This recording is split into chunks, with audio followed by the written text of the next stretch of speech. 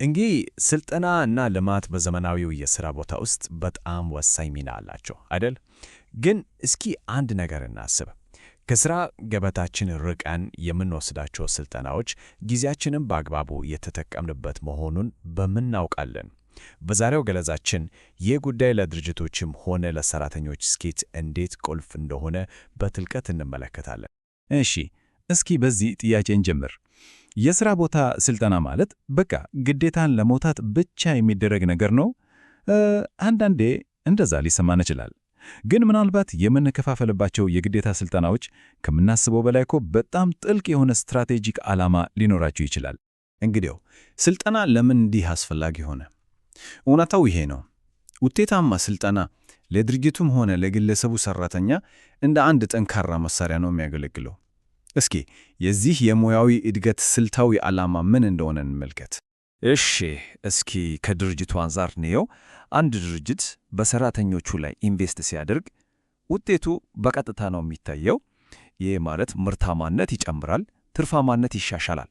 ከዛም አልፎ ግን ጠንካራ የቡድን መንፈስ ይፈጥራል። በመጨረሻም ይህ ሁሉ የሰው ሀብትን በአግባቡ ለመጠቀም ቁልፍ ነገር ነው ማለት።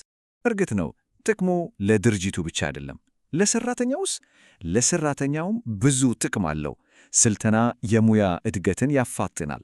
በጣም አስፈላጊው ነገር ደግሞ ችሎታ ከዘመን ጋር አብሮ እንዲራመድ በማድረግ የሥራ ዋስትናን ያጠናክራል።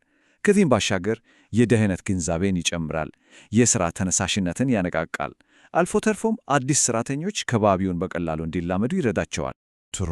ስልጠና እንዴት ነው የሚሰጠው? በቃ ሁለት ዋና ዋና መንገዶች አሉ። አንደኛው በሥራ ላይ እያሉ መማር ወይም ኦን ዘ ጆብ የምንለው ነው። ሁለተኛው ደግሞ ከሥራ ገበታ በመለየት መማር ወይም ኦፍ ዘ ጆብ ነው። እያንዳንዳቸው የራሳቸው ጠንካራና ደካማ ጎን አላቸው። እስኪ ልዩነታቸውን አንድ ባንድ እንመልከት።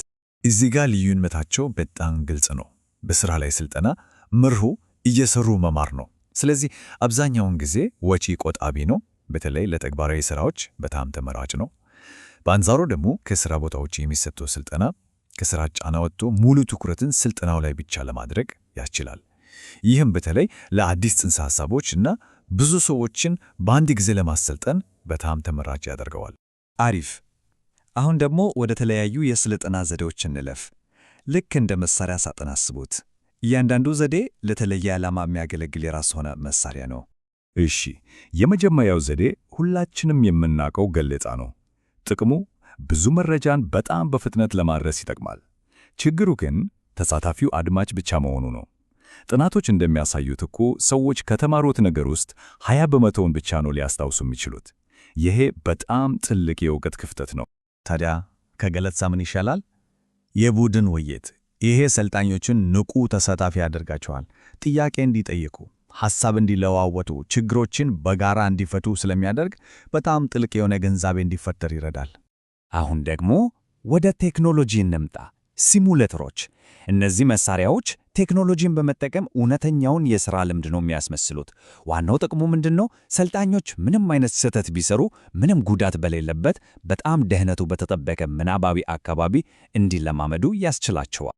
የሲሙሌተሮች አስፈላጊነት በተለይ እዚህ ላይ ነው ጎልቶ የሚታየው። እስኪ ይህንን አባባል እንመልከት። እንደ 747 አይነት አውሮፕላን ማብረርን ለመማር ላሉ ከፍተኛ ጥንቃቄ ለሚጠይቁ ሥራዎች እነዚህ መሳሪያዎች በፍጹም ሊተኩ የማይችሉ ናቸው። አስቡት እንግዲህ ለአብራሪዎች፣ ለቶፈርተኞች፣ ለወታደሮች ለእነዚህ ስልጠና የሕይወትና የሞት ጉዳይ ነው። ሌላኛው በጣም ጠቃሚ ዘዴ ደግሞ ሚና መጫወት ሮል ፕሌይንግ ነው። አሰራሩ ቀላል ነው። መጀመሪያ አንድ ችግር ይቀርባል። ከዛስ ሰራተኞች በተግባር ምላሻቸውን ያሳያሉ፣ ይተዋታናሉ። በዚህ ሂደት ውስጥ እንደ ድርድር ያሉ ቁልፍ ችሎታዎችን ይለማመዳሉ። በመጨረሻም ክህሎትን ለማሻሻል የሚረዳ ግብረ መልስ ይሰጥ። እሺ፣ ይሄ ሁሉ ስልጠና ግን እንዲሁ በዘፈቀደ የሚሰጥ ነገር አይደለም። በፍጹም። ሁልጊዜም ከጀርባው ትልቅ ዓላማ አለው። ለተለዩ ፍላጎቶች ምላሽ ለመስጠት ታስቦ ነው የሚዘጋጀው። ስልጠናን የሚያስነሱ በጣም ብዙ ምክንያቶች አሉ። ለምሳሌ ምናልባት የአንድ ሠራተኛ የአፈጻጸም ግምገማ መሻሻል እንደሚያስፈልገው አሳይቷል። ወይም ደግሞ አንድ ሰው ለወደፊት ለተሻለ ሚና መዘጋጀት አለበት። አዲስ ሥርዓት ሊተገበር ታስቦ ይሆናል። እነዚህ ሁሉ ለደህንነት፣ ለሥነ ምግባር ወይም ለአዲስ የኮምፒውተር ክህሎት ስልጠናን ግድ ያደርጋሉ። እሺ፣ ስልጠናው ተሰጠ። ከዛስ? ወሳኙ ጥያቄ አሁን ይመጣል። ስልጠናው ውጤት አስገኝቷል ወይ የሚለው ነው። ድርጅቱ ያወጣው ገንዘብና ጊዜ ውጤታማ መሆኑን ለመለካት ግምገማ በጣም ቁልፍ እርምጃ ነው። ግምገማ ማለት አንድ ጊዜ ብቻ የሚደረግ ነገር አይደለም፣ ቀጣይነት ያለው ሂደት ነው። ስልጠናው ከመጀመሩ በፊት የነበረውን የችሎታ ደረጃ በመለካት ይጀምራል። በስልጠናው ወቅት ደግሞ መሃል ላይ ግንዛቤን ለመፈተሽ አጫጭር ፈተናዎች ይሰጣሉ። በመጨረሻም ስልጠናው ካለቀ በኋላ የመጣውን ተጨባጭ ለውጥ በመገምገም ይጠናቀቃል። ታዲያ ስልጠናን መገምገም ለምንድን ነው እንዲህ የሚጠቅመው? አንደኛ፣ የወጣው በጀት ትክክለኛውን ውጤት ማምጣቱን ያረጋግጣል። ሁለተኛ፣ የትኞቹ ዘዴዎች በተሻለ እንደሚሰሩ በመለየት የወደፊት ፕሮግራሞችን ለማሻሻል ይረዳል። ሶስተኛ፣ ድርጅቱ ለሰራተኞቹ ውድደት ያለውን ቁርጠኝነት በማሳየት የሰራተኞቹ ሞራል ከፍ ያደርጋል። እናም ወሳኙ ነጥብ ይሄን ነው። ምርጥ ስልጠና እንዲሁ በአጋጣሚ የሚከሰት ነገር አይደለም። እሱ ማለት በአንድ ድርጅት ውስጥ ከሁሉም በላይ ውድ በሆነው ሀብት ይኸውም በሰው ኃይሉ ላይ የሚደረግ በጣም ስልታዊ የሆነ ኢንቨስትመንት ነው። በመጨረሻም እስኪ በዚህ ጥያቄ ላይ ትንሽ እናስብ።